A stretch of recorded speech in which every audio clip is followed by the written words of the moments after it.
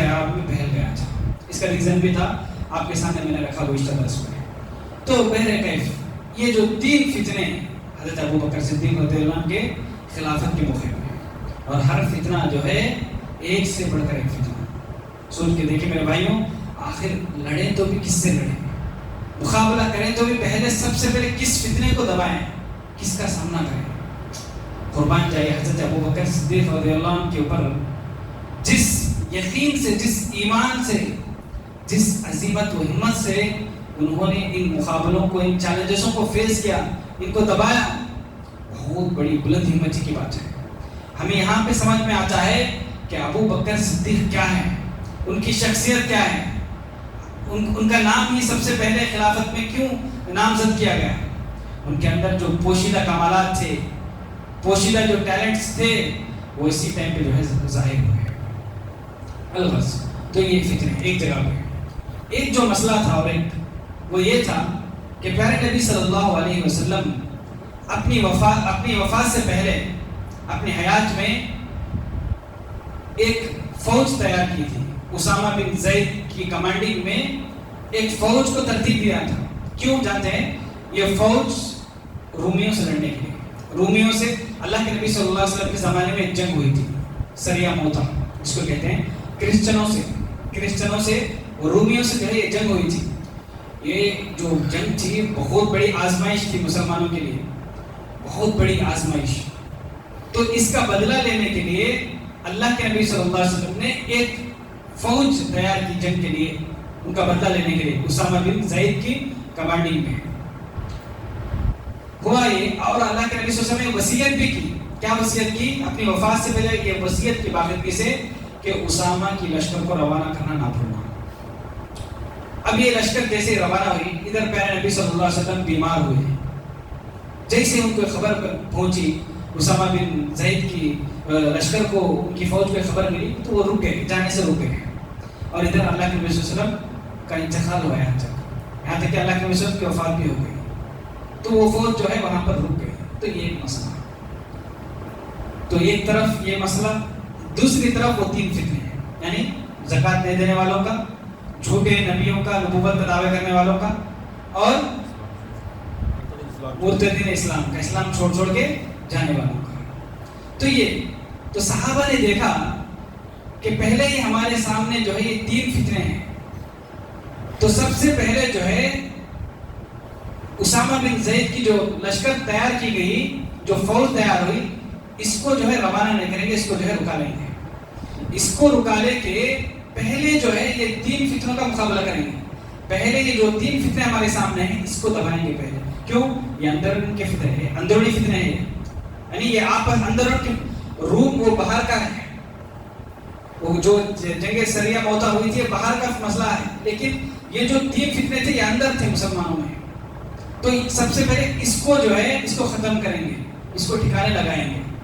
اس لیے جو ہے سارے صحابہ، اور اس میں عمر بن خطاب رضی اللہ عنہ بھی کیا چاہتے تھے کہ سب سے پہلے جو ہے یہ تینوں فتنوں کو جو ہے ٹھکانے لگائیں گے، اور اسامہ بن زید کی لشکر کو بھی لے لیں گے، اور بھی مسلمانوں کو مدد طاقت ملے گی. یہ رائے تھی. ایک طرف ابو بکر صدیق رضی اللہ عنہ تھے، وہ یہ چاہتے تھے کہ نہیں، میں اسامہ بن زید کی لشکر کو روانہ ہی کروں گا، ان کو بھیج کر ہی رہوں گا. میں سیم ٹائم پہ چاروں کا ایک ساتھ مقابلہ کروں گا، یہ تینوں کو فتنوں کو بھی دیکھوں گا، اور یہ رومیوں سے جو ہے یہ بھی مسئلہ، یعنی بیعت وقت چاروں سے جو ہے میں نمٹوں گا. تو یہ جو ہے حضرت ابو بکر صدیق رضی اللہ عنہ کی رائے تھی. صحابہ بحث کرنے لگے، سمجھانے لگے کہ کہا کہ دیکھو ابو بکر، حالات کی نزاکت کو سمجھو. پہلے ہی جو ہمارے سامنے یہ 3 فتنے ہیں، اب ایسے موقع پر ہم چوتھے دشمن کو جا کر چھیڑ کے ان کو بھی اپنے خلاف کر لیں، بہتر ہے پہلے ہم ان کو جو ہے ٹھکانے لگائیں گے. اس کو اسامہ بن زید کی لشکر کو جو فوج ہے ان کو بھی لے لیں گے ساتھ میں، اور مدد ملے گی. میرے بھائیوں، یقین جائے حضرت ابو بکر صدیق رضی اللہ عنہ نے جو جملے کہے وہ یاد رکھنے کے قابل ہیں. انہوں نے کہا کہ لوگوں، تم کہہ رہے ہو کہ اسامہ کی لشکر کو مت بھیجو، اسامہ کی لشکر کو روانہ مت کرو. لوگوں، تمہیں یاد رہنا ہے، کیا تمہیں یاد نہیں ہے کہ اللہ کے نبی صلی اللہ علیہ وسلم نے یہ وصیت کی کہ اسامہ کی لشکر کو روانہ کرنا نہ بھولو، اسامہ کی لشکر کو روانہ کرنا نہ بھولو۔ لوگوں میں نہیں چاہوں گا کہ میں اپنی خلافت کا آغاز نبی کی نافرمانی سے کروں۔ وہاں پر انہوں نے 3 فتنوں کو سبحان اللہ سامنے رکھتے ہوئے پیارے نبی صلی اللہ علیہ وسلم کی وصیت کو نافذ کیا اور اس لشکر کو روانہ کیا۔ اس کے بڑے فائدے ہوئے ہیں۔ جو مورخین ہیں، سیرت لکھنے والے، وہ کہتے ہیں ایک تو یہ ہوا کہ دشمنوں پر جو ہے مسلمانوں کا ڈر پیدا ہوا۔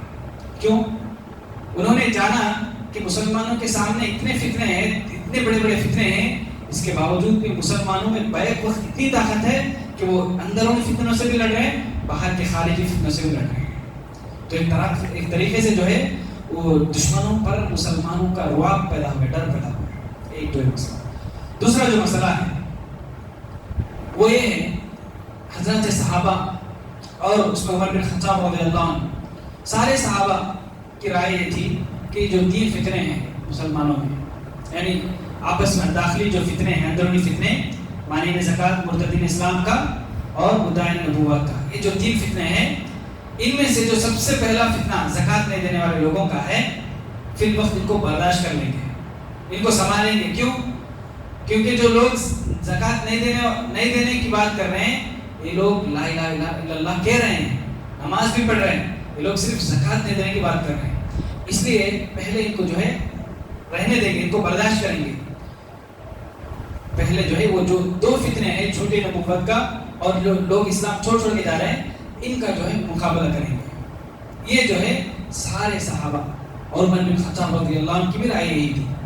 تو یہی چاہتے تھے کہ پہلے ان کو نمٹیں گے، یہ ایک مانی زکوٰۃ کو برداشت کریں گے۔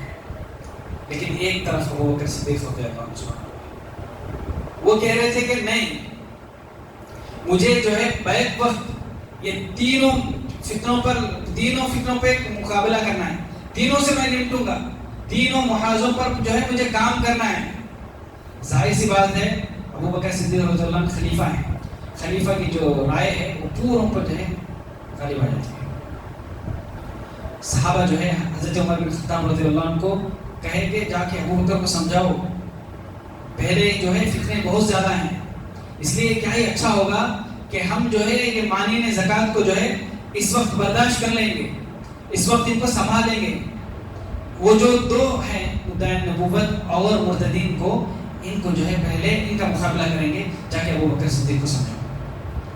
حضرت عمر فاروق رضی اللہ عنہ جو ہے حضرت ابو بکر صدیق رضی اللہ عنہ کے پاس گئے اور ان کو سمجھانے لگے، دیکھو ابو بکر، ہمارے پاس جو ہے 3 فتنے ہیں، ایک جو ہے مانین زکوٰۃ، یہ لوگ اسلام پہ ہیں نہیں، یہ تو توحید پہ ہیں، نماز پڑھنے کی بات بھی کر رہے ہیں، کیا ہی اچھا ہوگا کہ ہم اس کو برداشت کر لیں گے اور یہ جو 2 فتنے ہیں اس کو جو ہے اس کا مقابلہ کریں گے۔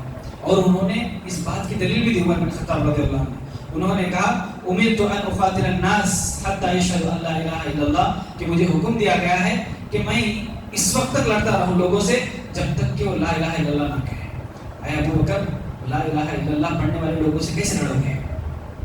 میرے بھائیوں، حضرت ابو بکر نے عمر بن خطاب رضی اللہ عنہ سے کہا کہ اے عمر، کیا بات کر رہے ہیں؟ یہ جو لوگ ہیں زکوٰۃ نہیں دینے کی بات کر رہے ہیں، اگر یہ لوگ یہ کہیں کہ ہم زکوٰۃ دیں گے، لیکن وہ رسی جو نبی صلی اللہ علیہ وسلم کے زمانے میں جانوروں کو باندھتے تھے، وہ رسی جو نبی صلی اللہ علیہ وسلم کے زمانے میں دیتے تھے، وہ رسی کے بغیر ہم دیں گے، تو میں اس رسی کے لیے بھی ان سے لڑوں گا، مجھے وہ رسی کی کمی بھی برداشت نہیں ہوگی۔ جیسا اللہ کے نبی صلی اللہ علیہ وسلم کے زمانے میں زکوٰۃ دے رہے تھے ویسا زکوٰۃ دینا پڑے گا، یہ چھوٹی سی چیز کی بھی مجھے کمی برداشت نہیں، میں ان سے اس وقت تک برابر لڑتے رہوں گا۔ الغرض اس وقت جو ہے حضرت ابو بکر صدیق رضی اللہ عنہ نے بہت ہی بہترین جملہ کہا، کہ کہا اَيَنْقُصُ دِينًا وَأَنَا حَيٌّ، کہ لوگوں، ابو بکر کے جیتے جی دین محمدی میں کچھ کمی نہیں آ سکتی ہے۔ تو الغرض حضرت ابو بکر صدیق رضی اللہ عنہ کی عظیمت، ان کی ہمت، ان کی بہادری، ان کا ایمان و یقین کو دیکھ کر عمر بن خطاب رضی اللہ عنہ کہتے ہیں کہ مجھے بھی جو ہے شرح صدر ہوا، مجھے بھی یہ ماننا پڑا کہ ابو بکر صدیق رضی اللہ عنہ جن کا جو فیصلہ وہ صحیح ہے. بہرحال حضرت ابو بکر صدیق رضی اللہ عنہ کا جو فیصلہ ہے وہ سارے صحابہ جو ہے اس فیصلے پر راضی ہو گئے. اور سبحان اللہ تینوں فتنوں پہ تینوں چیزوں پہ بیک وقت جو ہے کام کیے. الغرض دنیا نے دیکھا کہ حضرت ابو بکر صدیق کیا ہے. جو کام جس کام کو کرنے کے لیے 2 صدیوں کا وقت چاہیے, 200 سال کی ضرورت ہے, وہ کام جو ہے حضرت ابو بکر صدیق رضی اللہ عنہ نے صرف 2 سال میں کیا. ان کی خلافت جو ہے صرف 2.25 سال رہی. کتنا؟ 2.25 سال رہی. اور 2.25 سال میں انہوں نے وہ کام کیا جس کام کو کرنے کے لیے 2 صدیوں کا وقت لگتا. الغرض حضرت ابو بکر صدیق رضی اللہ عنہ کی یہ بلند ہمتی تھی, ان کا ایمان و یقین تھا. ان کے ایمان و یقین کے آگے وقت کا کوئی فتنہ نہ ٹک سکا. الغرض حضرت ابو بکر صدیق رضی اللہ عنہ کیا تھے, ان کی شخصیت کیا تھی, یہ اس موقع پر ظاہر ہوا. بہرکیف ہم حضرت ابو بکر صدیق رضی اللہ عنہ کی زندگی کو یہاں پر روکتے ہیں. اللہ رب العزت سے دعا کرتے ہیں رب العالمین ہم تمام کو صحیح معنوں میں صحابہ کرام کی زندگیوں کو جاننے کی توفیق عطا فرمائے, ان کے نقش قدم پر ہمیں چلنے کی توفیق عطا فرمائے. آمین. صلی اللہ علیہ نبینا محمد وعلی آلہ وصحبہ اجمعین. السلام علیکم.